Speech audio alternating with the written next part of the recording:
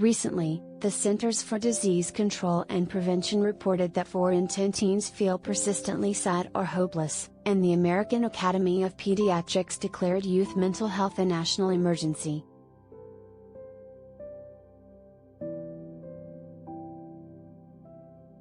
Psychotherapists Heather Turgeon and Julie Wright, authors of Generation Sleepless, say they know one reason why teens today are sleep deprived.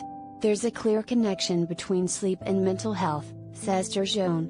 Adds Wright, if you have a depressed and severely sleep-deprived teenager, it's hard to tease out the underlying causes until you get them sleeping well. Everyone's out there scratching their heads saying, why are teens suffering so much? They need to sleep. It's not the answer to everything, but it's the place to start.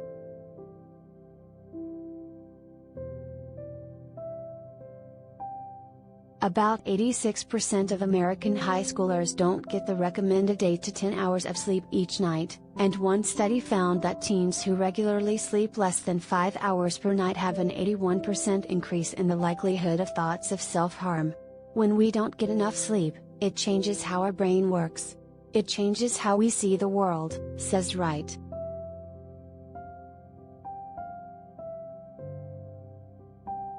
The good news? So many issues affect teens that we can't solve quickly, from climate change to recovering from the pandemic to feeling isolated, says Wright. Sleep is fixable, if we believe it matters enough. Turgeon and Wright explain the connection between sleep and mental health, and what parents can do to help.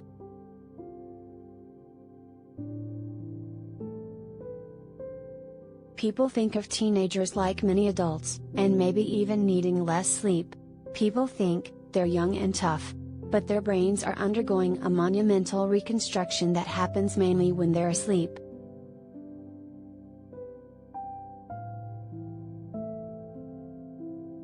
The brain is becoming more integrated and the prefrontal cortex more strongly wired, which is important for maturity. It's a vulnerable time of life.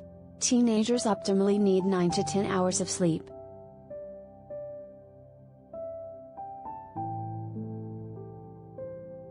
Our prefrontal cortex becomes less active, and that's the part of our brain that helps us to make good judgments, be reasonable, have perspective, take a pause and think about what to say, regulate our emotions. And the more primitive, reactive parts of our brain that are more likely to see the world through a negative lens becomes more active. Concentration goes down. Memory and decision-making are affected. Teens are more likely to make poor decisions and take dangerous risks. Car crashes, substance abuse and suicidality go up. Depression and anxiety increase. It's parents' laundry list of things they're most concerned about. It helps explain why teens seem so short-tempered and grouchy and why relationships suffer.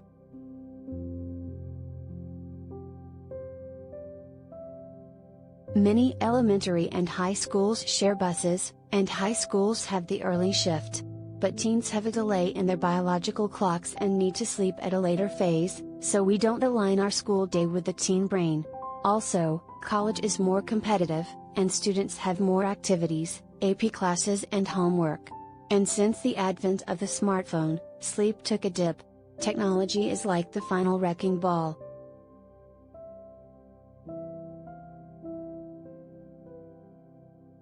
Teens are telling us how sleep deprived they are when they sleep till noon. Going back and forth between two schedules, one that they have to stick to during the week, and then one when they desperately try to make up for sleep on the weekends, it's very confusing to the brain. It's really not ideal for teens to sleep in as much as they do on the weekends. We call it social jet lag.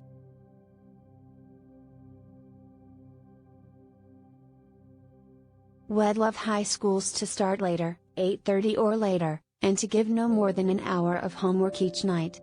Teens can try waking on weekends within an hour or two of their weekday schedule. That combined with 5 to 10 minutes of morning sun keep the body clock regulated. Go outside first thing in the morning, even if it's cloudy. And families can create wind down and bedtime routines to replace technology with other pleasurable activities like a game or watching a 30-minute show together or walking the dog. We suggest 3 routines in our book: wind down, bedtime, and morning routine to create a sleep bubble. People think of sleep as starting when you get into bed and ending when you get out of bed, but it doesn't. Sleep is affected by the entire day.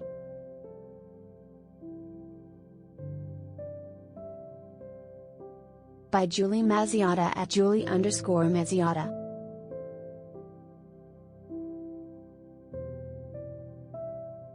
By Eileen Finon.